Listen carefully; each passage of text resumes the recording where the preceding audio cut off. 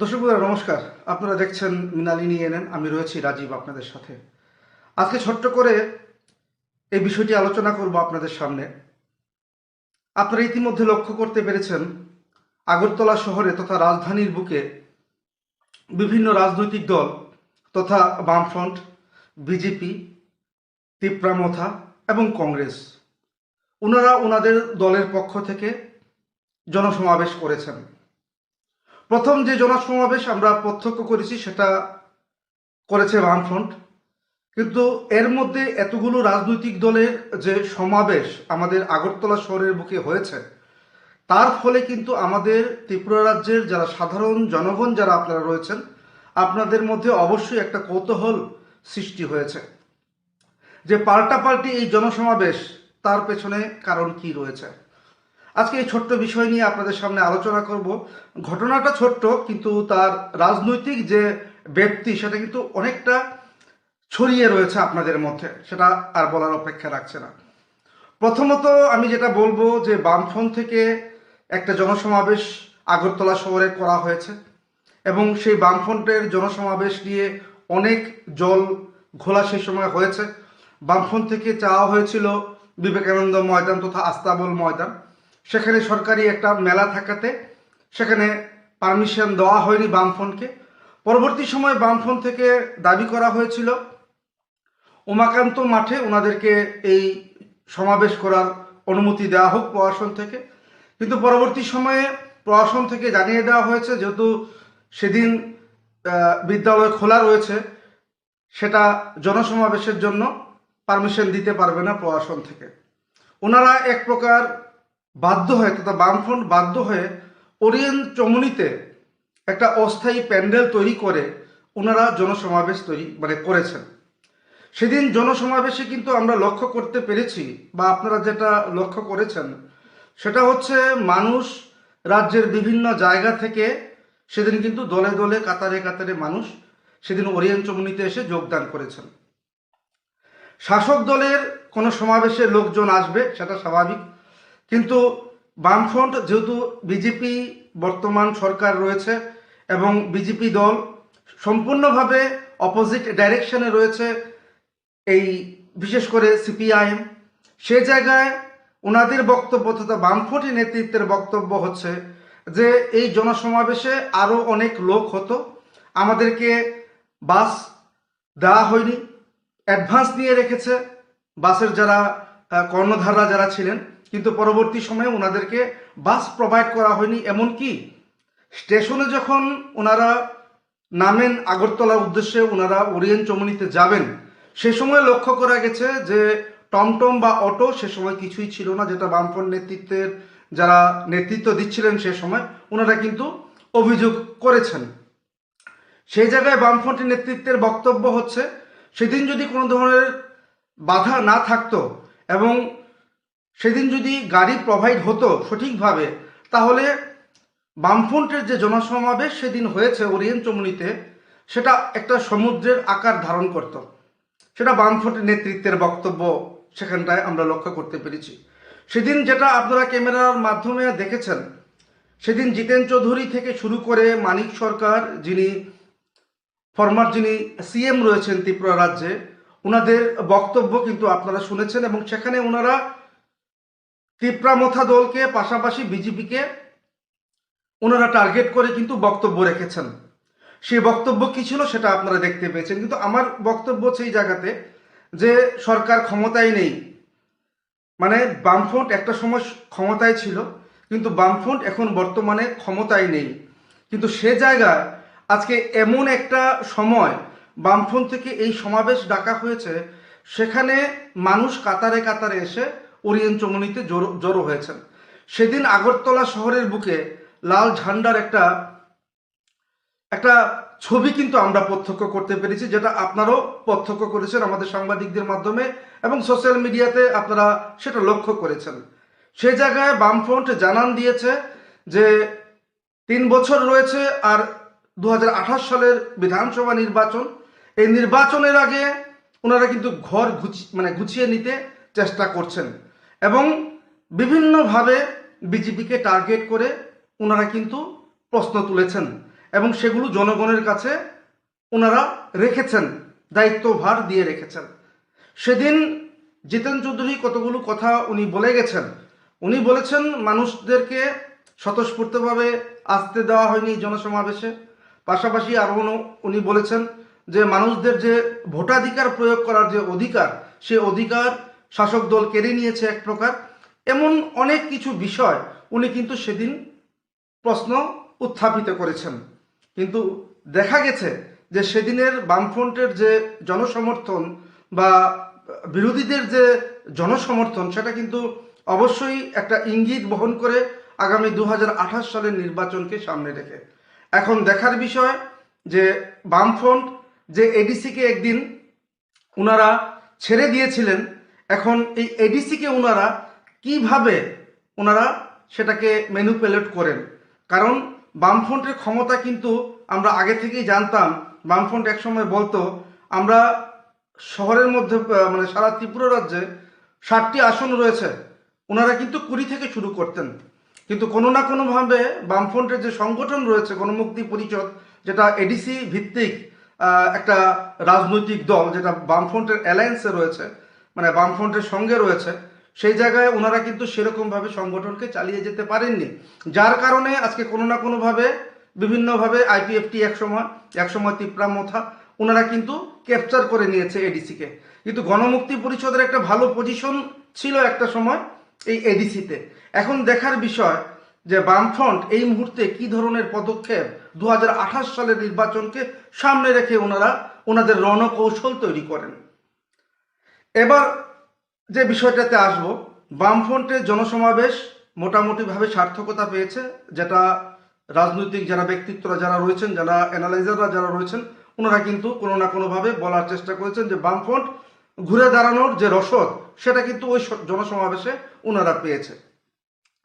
এবার বলবো বামফ্রন্টের এই জনসমাবেশের পরবর্তী সময়ে আমরা লক্ষ্য করেছি যে বিজেপি থেকে বলা হয়েছে যে এবার আমরা আমাদের জনসমর্থন আমরা সেটা রাজ্যের মানুষের উদ্দেশ্যে তুলে ধরব। যথারীতি আস্তাবল ময়দানে ওনারা জনসমাবেশ করেছেন। কেন্দ্রীয় মানে যারা মানে কেন্দ্রীয় নেতৃত্ব কয়েকজন ত্রিপুরা রাজ্যে উপস্থিত ছিলেন। পাশাপাশি ভারতীয় জনতা পার্টির যিনি সভাপতি রয়েছেন জেপি নাড্ডাজি, উনি আগরতলা শহরে ছিলেন, রাজধানীর বুকে ছিলেন, আস্তাবল ময়দানে উনি বক্তব্য রেখেছেন। উনি অনেক কিছু বক্তব্য রেখেছেন রাজ্যের সাধারণ মানুষদের উদ্দেশ্যে। এর মধ্যে দুটো কথা আমি আপনাদের সামনে তুলে ধরছি।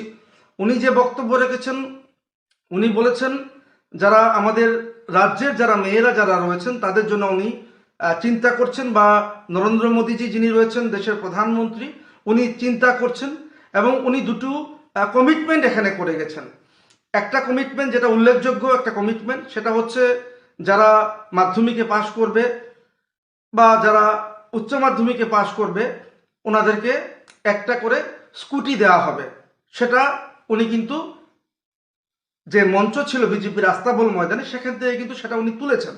পাশাপাশি উনি বলেছেন যে বন্ড কেনার জন্য যে 50,000 টাকা যদি কেউ বন্ড কিনে কোনো মেয়ের জন্য, এবং সেটা 18 বছর পর যখন সে বিয়ের উপযুক্ত হবে, সেখানে 8 থেকে 10 লক্ষ টাকা ওই সকল যারা ছাত্রছাত্রীরা যাদের বিবাহ উপযুক্ত হবেন সে সময় ওনারা সেই টাকা পাবেন।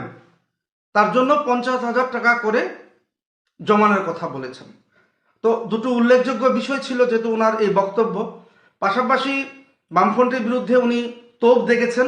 উনি বলেছেন যে 25 বছরে রাজ্যের যে মাটি রয়েছে সেটা লালে রঞ্জিত হয়ে গেছে, সেটা উনি বক্তব্য রেখেছেন।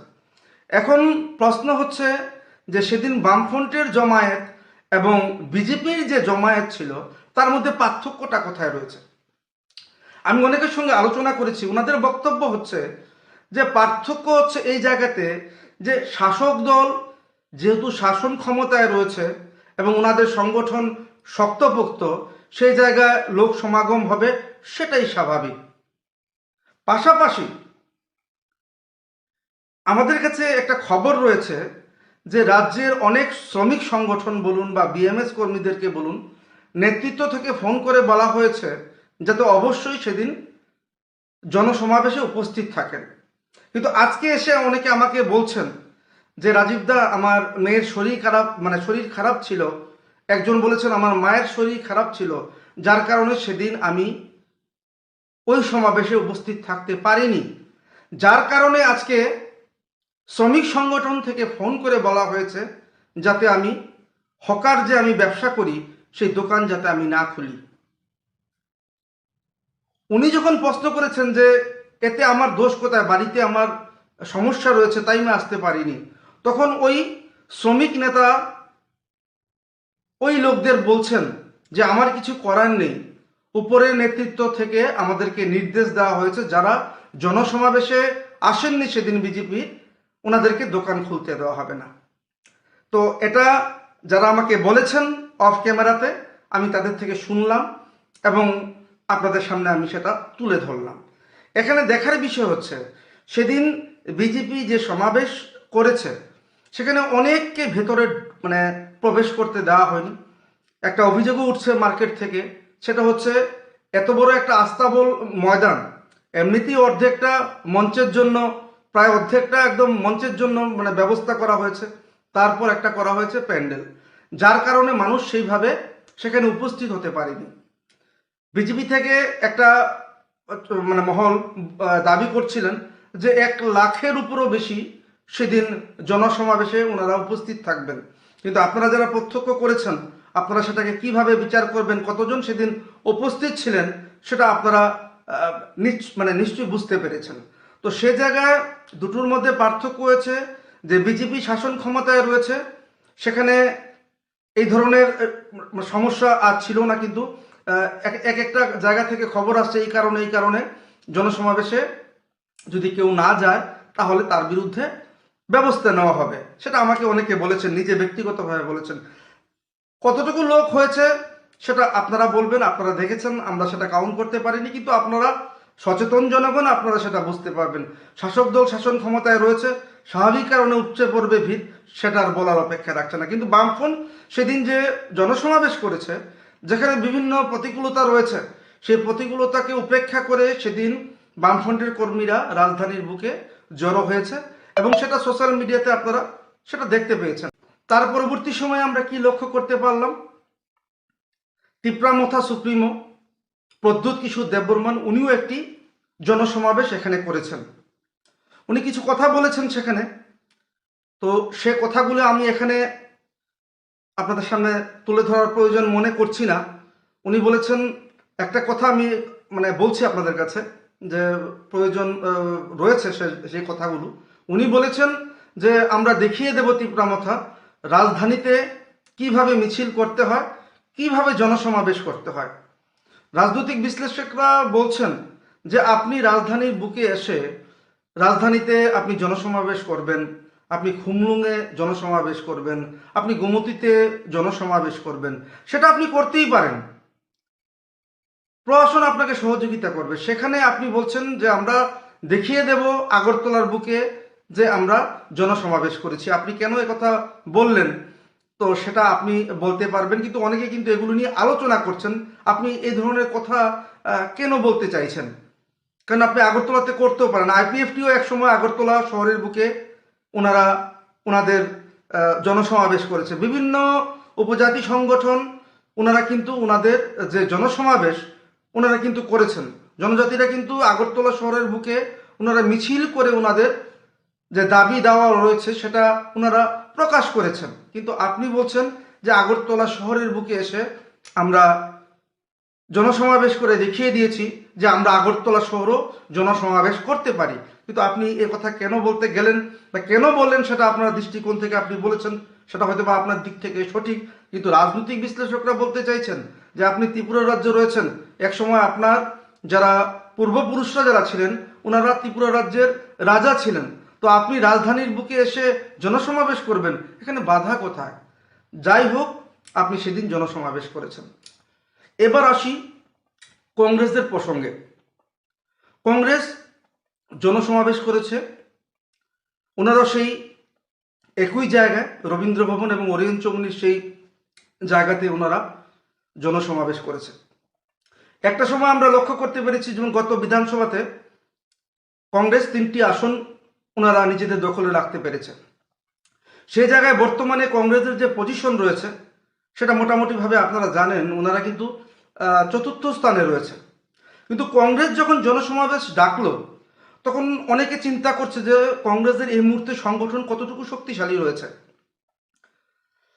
সেটা কিন্তু অনেকে ভাবছে এবং ভেবেছেন। কিন্তু আমরা আজকে যেই ধরনের জনসমাবেশ দেখলাম, একদম ভালো হয়েছে, একদম গর্জিয়াস হয়েছে সেটা বলবো না, কিন্তু ওনারা কিন্তু কোনো না কোনোভাবে ওনাদের যে উপস্থিতি রয়েছে, ওনারা যে কাজ করছে সেটা কিন্তু আজকে জানান দেওয়ার চেষ্টা করছে। এবং মঞ্চে আমরা কি দেখলাম, এতদিন আমরা একটা ধোঁয়াশার মধ্যে ছিলাম যে বিরোধী সিনহার ভূমিকা কি থাকবে। আজকে কিন্তু মঞ্চে উপস্থিত ছিলেন বিরোধী সিনহাও ছিলেন, আশিস শাহ যেমন ছিলেন, সুদীপ রায় বর্মন ছিলেন, কেন্দ্রীয় নেতৃত্বরা যেমন ছিলেন, অনেক নেতা এই মঞ্চে কিন্তু ছিলেন। এখান থেকে একটা বার্তা অবশ্যই যাবে যে কংগ্রেস আবার একসাথে হয়ে আগামী দিন কাজ করবে। এবং এটাও কিন্তু আজকে কংগ্রেস থেকে একটা প্রমাণ হয়েছে যে কংগ্রেস ঘুরে দাঁড়ানোর জন্য যে রসদ প্রয়োজন, সেই রসদ কিন্তু কংগ্রেসের কাছে রয়েছে। এখন দেখার বিষয় কংগ্রেস সেই রসদকে কিভাবে আগামী দিনে কাজে লাগায়। কারণ একটা সময় কিন্তু বিজেপিরও কিছু ছিল না ত্রিপুরা রাজ্যে। ওনারা 1.5% ওনারা ভোট পেয়েছিলেন একটা সময়। আজকে বিজেপি 33টা আসন রয়েছে, একটা সময় 43টা আসনও 44 আসনও ওনাদের দখলে ছিল। কিন্তু এইভাবে কিন্তু গ্রাজুয়ালি কিন্তু বিজেপি আজকে ক্ষমতার মসনদে রয়েছে। আজকে কংগ্রেস 4র্থ স্থানে রয়েছে, কিন্তু 4র্থ স্থানে থেকেও এর মধ্যে বিজেপি এবং তিপ্রামথা এবং বামফ্রন্টের এত বড় জনসমাবেশের পর কংগ্রেস যে সাহস করেছে যে জনসমাবেশ করবে আগরতলা শহরের বুকে, সেটা কিন্তু অনেকে কিন্তু সেইভাবে অ্যাকসেপ্ট করতে পারেননি। কারণ ভেবেছিলেন যে মানুষ হয়তোবা সেই রকমভাবে আসেনি। কিন্তু আজকে আমরা প্রত্যক্ষ করতে পেরেছি যে রাজধানীর বুকে কংগ্রেসের অস্তিত্ব রয়েছে। অনেকে বলেছেন যারা একটা সময় কংগ্রেস করতেন, পরবর্তীতে ওনারা বিজেপিতে যোগদান করেছেন, কিন্তু অনেকে আজকে বিজেপির মধ্যে এমনও কিছু কথাবার্তা চলছে বা এমনও কিছু সোর্স আমাদের কাছে খবর দিচ্ছে যে বিজেপির মধ্যে যারা বর্তমানে রয়েছেন, যারা কংগ্রেস থেকে এসেছেন, ওনাদেরকে সেইভাবে গ্রহণ করতে পারছে না বিজেপি। এবং সেই গ্রহণ করার যে ইচ্ছাটুকু বিজেপির মধ্যে নেই, সেটা কিন্তু একটা মিশ্র প্রতিক্রিয়া সৃষ্টি করেছে বিজেপির অন্দরে। এবং এও খবর রয়েছে আমাদের কাছে, সেদিন বামফ্রন্টের যে জনসমাবেশ হয়েছে ওরিয়েন্ট চৌমুহনীতে, সেখানে সিপিআইএম তথা বামফ্রন্টের এত বড় জনসমাবেশের পেছনে বিজেপির নেতৃত্বস্থানীয় কার্যকর্তারা সেখানে কিন্তু একটা ভূমিকা নিয়েছিলেন বলে আমাদের কাছে খবর রয়েছে। আমাদের সোর্স খবর দিয়েছে যে বিভিন্ন এলাকাতে এত পরিমাণ মানুষ কিভাবে আগরতলা শহরে আসতে পারলো। বিজেপি সংগঠন এখন বর্তমানে শাসন ক্ষমতায় রয়েছে, সেখানে আমরা জানতে পেরেছি আমাদের সোর্সের মাধ্যমে, সেখানে বিজেপির কিছু কিছু স্থানীয় নেতৃত্ব ওনাদেরকে সাহস জুগিয়েছেন যে আপনারা যে দল করবেন করতেই পারেন, আপনারা আপনাদের জনসমাবেশে যান। যার ফলে কিন্তু সেদিন বামফ্রন্ট এত বড় একটা জনসমাবেশ করতে পেরেছে বলে অনেকে কিন্তু বলার চেষ্টা করছেন। তো সেই জায়গায় আজকে কংগ্রেস এই ধরনের যে একটা জনসমাবেশ করবে সেটা কিন্তু অনেকে চিন্তা করতে পারেননি। জনসমাবেশের পর অনেকে যেটা বলছেন, যেটা আমি বললাম যে বড় আকারে কংগ্রেস করতে পারেনি ঠিক, কিন্তু জানান দিয়ে দিয়েছে যে 2028 সালের জন্য যে রাজনীতির দাবা খেলায় যে গুটি কোন দিকে পরিচালিত হবে সেটার একটা দিক নির্দেশনা কিন্তু আমরা এই জনসমাবেশের মাধ্যমে আমরা দেখতে পেয়েছি।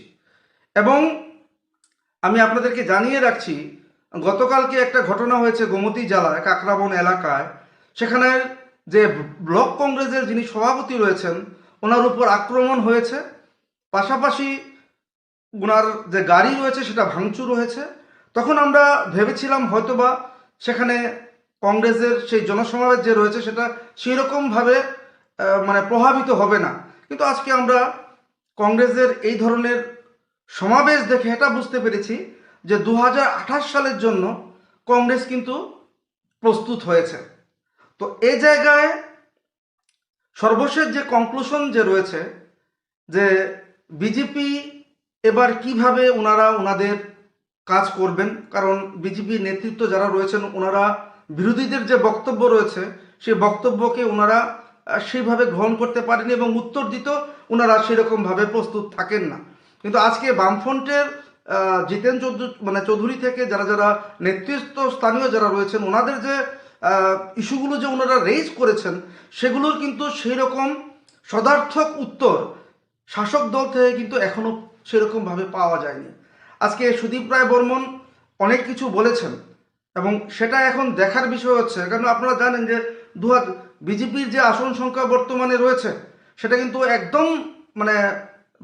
একদম লাস্ট সীমানায় রয়েছে।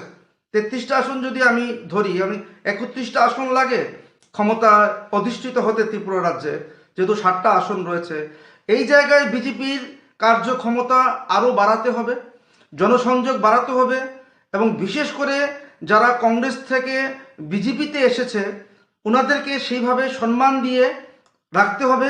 যারা পৃষ্ঠা প্রমুখেরা যারা রয়েছেন তাদেরকে সেই রকমভাবে সম্মান দিতে হবে, এলাকার মানুষদের কাছে আরও জনসংযোগ বাড়াতে হবে। না হলে কিন্তু বিজেপির পথ সেটা অনেকটা কঠিন হয়ে পড়বে বলে রাজনৈতিক বিশ্লেষকরা কিন্তু বলতে চাইছেন। এবং এই পথ যদি ওনারা না গুছিয়ে এগিয়ে যাওয়ার চেষ্টা করেন সেখানে কিন্তু বামফ্রন্ট এবং কংগ্রেস ওনারা কিন্তু সেই পথ দিয়ে বেরিয়ে যাওয়ার চেষ্টা করবে। পাশাপাশি তিপ্রামথার কথা যদি আমি এখানে বলি, তিপ্রামথা কি কৌশল নেবে সেটা কেউ জানে না। কারণ 2023 সালের নির্বাচনে আমরা দেখতে পেয়েছি তিপ্রামথা সুপ্রিমো উনি রামনগরে যিনি নির্দল প্রার্থী ছিলেন পুরুষোত্তম রায় বর্মন, সেই পুরুষোত্তম রায় বর্মনের যে মঞ্চ ছিল সেই মঞ্চে কিন্তু সুদীপ রায় বর্মনও সেখানে ছিলেন। হঠাৎ করে উনি সেই মঞ্চে গেছেন, অনেকে ভেবেছেন হয়তোবা উনি কংগ্রেস সিপিএমের সঙ্গে একটা অ্যালায়েন্সে যাবেন। ওনার বিভিন্ন ধরনের কর্মসূচি রাজ্যের কংগ্রেসের যারা কর্মীরা যারা রয়েছেন, যারা নেতারা যারা রয়েছেন, পাশাপাশি সিপিএমের যারা নেতা নেত্রীরা যারা রয়েছেন ওনারা ভেবেছেন যে হয়তোবা নির্বাচনে তিপ্রামথা বিরোধীদেরকে সাহায্য করবে, কিন্তু সেখানে ঘটনা হয়েছে উল্টো। অনেকে বলছেন এই তিপ্রামথার কারণে শাসক দল অনেকটা মাইলেজ পেয়েছেন এবং অনেকে আবার এও বলছেন এই 7টা আসনের যতগুলো বিজেপি জিতেছে সেগুলো ছেড়ে দিয়ে আমি যদি সেগুলোও যদি নেই, যেগুলোর মধ্যে হেরেছে সেগুলোর মধ্যে কিন্তু মার্জিন অফ ভোট অনেকটা কম, 400, 500, 300, 350, 700, 800। এইগুলো যদি বিরোধীরা কভার করে নিতে পারে তাহলে কিন্তু বিজেপির জন্য চিন্তা রয়েছে আগামী 2028 সালের নির্বাচনে। কারণ বিজেপি 5 বছর সুবিধে পেয়েছে, এখন এই 2 টার্মের যে 2 বছর পূর্তি হলো 7 বছর, এর মধ্যে বিজেপি কতটুকু করতে পেরেছে সেটা কিন্তু মানুষ বিচার করবেন। কারণ মানুষ কিন্তু ভাষণ থেকে বেশি লক্ষ্য করেন বা সাংবাদিক বৈঠক থেকে বেশি লক্ষ্য করেন যে কোন সরকার কোন দল কি ধরনের ভূমিকা নিচ্ছে, সেটা কিন্তু বাস্তবে কিন্তু পরিলক্ষিত হতে হবে। বাস্তবে যদি পরিলক্ষিত না হয় সেক্ষেত্রে কিন্তু মানুষ কিন্তু যে কোনো সময় যে কোনোভাবে ওনারা কিন্তু ওনাদের দিক পাল্টে নিতে পারেন। তার জন্য বিজেপিকে কিন্তু এই মুহূর্তেই সতর্ক হতে হবে।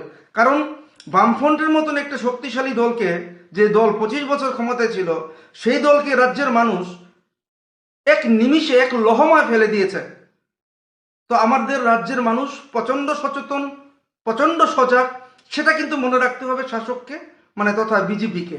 আর সংগঠন, বিজেপি থেকে অনেকে আমাকে বলেছেন যে আমাদের সংগঠন প্রচুর রয়েছে, আমাদের কোনো টেনশন নেই। আমি আপনাদেরকে জানিয়ে রাখছি, আপনারা বলেছেন আমাকে, ঠিক আছে আপনাদের সংগঠন থাকতেই পারে। বামফ্রন্ট কিন্তু একটা সময় বলতো যে আমাদের অলিতে গলিতে পাহাড়ে যে কোনো জায়গায় যান, আমরা সংগঠন বেস একটা দল।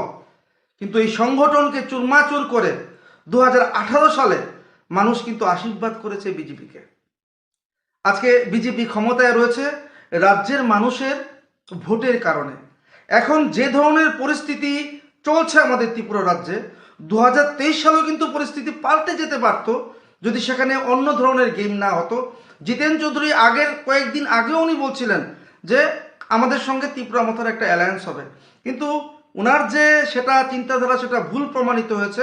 উনি আজকে মানে বর্তমান সময়ে এসে উনি সেটাকে রিয়েলাইজ করতে পেরেছেন। এখন তিপ্রামথা কোন দিকে যাবে এবং তিপ্রামথাকে কে অ্যাকসেপ্ট করবে সেটা কিন্তু একটা চিন্তার বিষয়।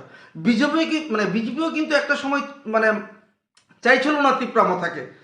আগরতলা শহর বলবো না, রাজ্যের যারা মানে নেতৃত্ব যারা ছিলেন ওনারা কিন্তু তিপ্রামথার সঙ্গে, আমাদের যে সোর্সের যে খবর রয়েছে, তিপ্রামথার সঙ্গে মনে প্রাণে যেতে চায়নি।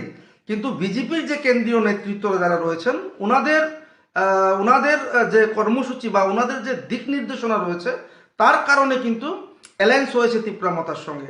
2028 সালে কিন্তু এর কিন্তু অন্য চিত্র কিন্তু আমরা লক্ষ্য করতে পারবো। কারণ তিপ্রামথা এডিসিতে কি কাজ করেছে, কি কাজ করতে পারেনি, মানুষের কি অভিযোগ রয়েছে এবং মানুষ কিভাবে তিপ্রামথাকে বর্তমান সময়ে দেখতে পাচ্ছেন সেটা কিন্তু মানুষ প্রশ্ন করবেন। এবং ওনারা কিন্তু সে সময় খালি মাঠ ছিল, এখন কিন্তু আর খালি মাঠ নেই। মানুষ কিন্তু যারা জনজাতি অংশের মানুষরা আছেন ওনারা কিন্তু এখন চিন্তা ভাবনা শুরু করে দিয়েছেন। পাশাপাশি তিপ্রামথা দল এবার যে পূর্ব আসনে, লোকসভা পূর্ব আসনে যে তিপ্রামথা সুপ্রিমো মহারাজা প্রদ্যুৎ কিশোর দেববর্মনের যিনি বোন রয়েছেন কৃতি সিং দেববর্মা, উনি কিন্তু বিজেপির সিম্বলে পূর্ব আসনে থেকে কিন্তু উনি জয়ী হয়েছেন। এখন এডিসিরও যারা জনজাতিরা আছেন ওনারা একদিকে চিন্তা করছেন যে বর্তমানে তিপ্রামথা অ্যালায়েন্সে রয়েছে, দুজন মন্ত্রী রয়েছে এবং এমপি রয়েছে, ওনার বোন নিজে তিপ্রামথা থেকে নয় কিন্তু তিপ্রামথার হয়ে বিজেপির সিম্বলে উনি লড়েছেন এবং উনি জিতেছেন। তো এখন রাজনীতির অঙ্ক যেটা হবে সেটা অনেক চিন্তা ভাবনা করে হবে, কে কিভাবে কৌশল নেবে। এখন থেকেই কিন্তু বিরোধীরা কিন্তু ওনাদের যে কৌশলগত যে দিক সেটা কিন্তু ওনারা তৈরি করতে শুরু করেছেন। বিজেপি এখন কি করবে এই মুহূর্তে, কারণ ওনারা নিজে জানেন, ওনারা বিভিন্নভাবে বিভিন্ন সাংবাদিক সম্মেলনে অনেক কিছু দাবি করেন এবং সেই দাবি কতটুকু মানুষ সেখান থেকে উপকার পেয়েছে বা কতটুকু ওনারা ওনাদের জায়গাতে পৌঁছতে পেরেছেন সেটা কিন্তু ওনারা নেতৃত্বরা কিন্তু চিন্তা করবেন। কারণ আমি আগে থেকেই বলে রাখছি, কারণ যে সকল সিটে বিজেপি জিতেছে বা যে সকল সিটে বিরোধীরা হেরেছে তার যে মানে মানে পার্সেন্টেজ অফ ভোট সেটা কিন্তু একদম নেগলিজেবল। এখানে কোনো একটা ভুল সেটা কিন্তু অনেকটা প্রশ্নচিহ্ন দাঁড় করিয়ে দেবে শাসক দলের কাছে। আজকে দর্শক বন্ধুরা এতটুকুই আলোচনা করলাম। আগামীতে দেখা যাবে রাজনীতির যে গতিবিধি সেটা কোন দিকে যায়, প্রত্যেকটা মুহূর্তের খবর আমি আপনাদের সামনে তুলে ধরার চেষ্টা করব।